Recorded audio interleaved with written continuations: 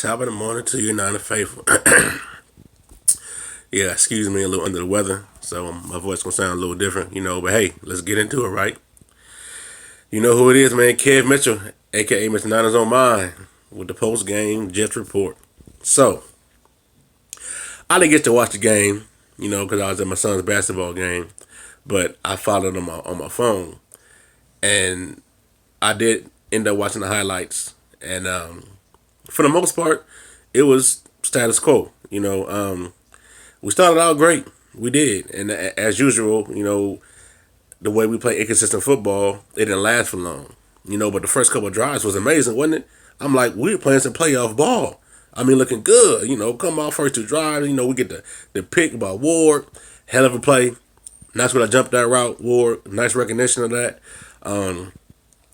The touchdown to Hyde, which actually, if you notice, that's the same play we scored on last week. So that's like one of our go-to plays, But hey, if it worked, keep going to it. So cool, right? Then next drive, the drone scored. We have 14-0. I'm okay, cool, right?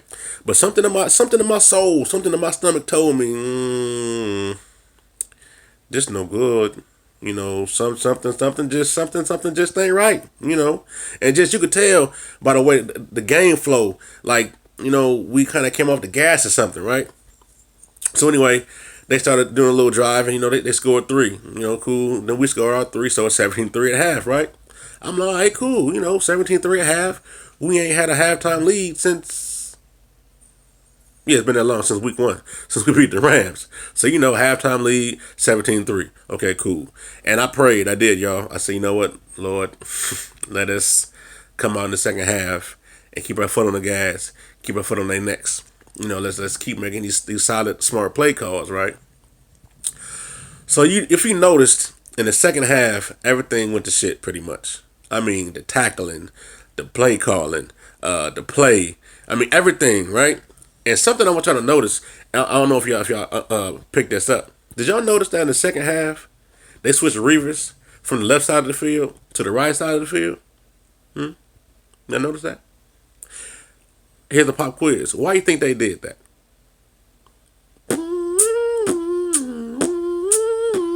I'm going to tell you why they did that. Because they know through film study and just through tendencies and watching him play that Cap likes to go to the right side of the field. So they put Revis over there. Cap ain't going over there with Revis over there, right? That's what happened. So they shut down the right side of the field. Now, also, if you keep in mind, Carlos Hyde had 7 carries for 141 yards in the first half. Balling, right? Fantasy God that day. He was getting it. Carlos Hyde, man, hey, salute you. You was getting yours. You was eating. But you end up with 10 carries for 52 yards in the second half. Why is that? They stacked the box. At least 8-9 in the box every time they was on defense. Daring Cap to pass. Daring us to pass, right? This where it gets good. So, Cap was 2 for 11 for 4 yards in the second half. Great numbers. Said no one. Why? Because think about it. So, they stack in the box.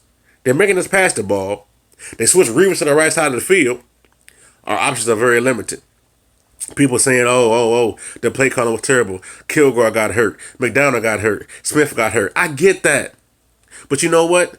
None of that really matters because you can still game plan around that. But unfortunately, with Cap's limitations, it's kind of hard to really adjust to the adjustments they make because Cap's adjustmental capacity, that's not a word, but his adjustmental capacity is pretty low. So 2 for 11. I'm going to throw a drop in there. Okay, 2 for 10. Not good at all. Come on, dude. And hey, man, I'm a Cap fan. For years, I defended Cap. Oh man, y'all tripping. It's Harbaugh's fault. Oh, it's the turf fault. I'm trying to blame everybody but Cap. But I had to put my fanhood aside and start seeing things with my coach's eye. With my football enthusiast eye. It's just certain things that Cap don't do real well, and it really hurts us. Case in point, that pass he missed to Curly. Curly was butt naked. You hear me? Not butt naked literally, but you mean butt naked. That means wide open. Curly caught that. He's still running right now.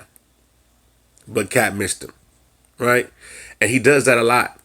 Wide open receivers, he misses them. And like I said, a lot of got to do with mechanics.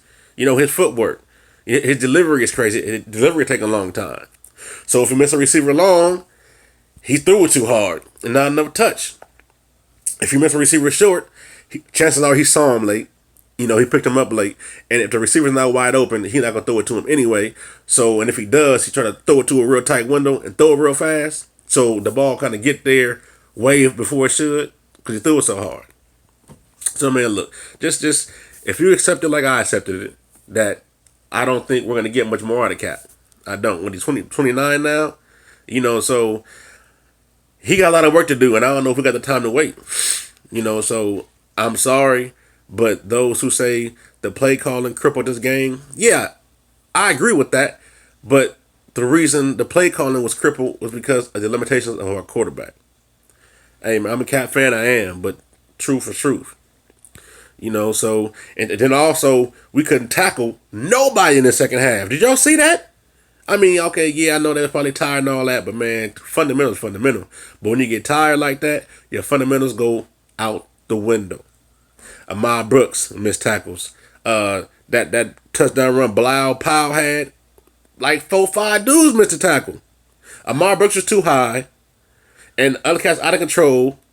Whoa. I forget about you, Brock. You almost got lucky. But Brock, remember I told y'all I followed the game on my phone.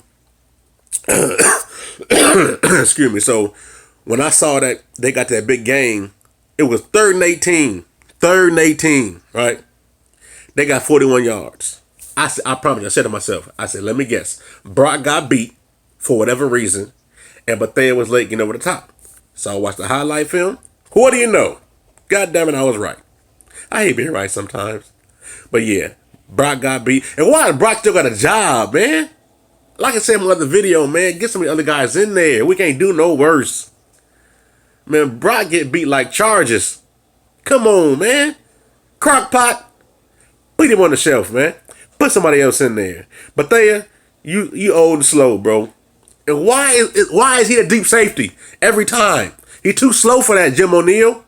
If I see this, why don't you? Man, come on, man. This is getting redundant. I mean, hell, it's been redundant, but come on. So I blame the coaching too, man. I blame the coaching too. You got to find out these flaws, find out what's going on, and fix it. If the players out there can't fix it, find somebody who can. Man, like I said, man, it was terrible. Inconsistencies all across the field. Coaching, offense, defense, you name it. Dawson missing 2 field goals. I don't know what happened with that. But even with that, it should not have came down to that. So don't try to bail Cap out and say Dawson missing 2 field goals or this, that, nah. No, don't do that. Had we had better quarterback play this whole season, we would not be 2. I'm getting generous, huh? We would not be 1-12 right now. Had we had better quarterback play. And that goes for Blaine Gabbert too. So we need a quarterback. I say when I first pick in the draft, we pick a GM. Real talk. But nah, I think we should go defense first because ain't no quarterbacks out there worth a second round pick right now. So let's go defense first, and go from there. All right, that's my time, man. You know who it is. You know what it is. Kid Mitchell, a.k.a. Mr. Niners on Mine. Like, comment, share, subscribe. Let's talk about it. Y'all be cool. Go.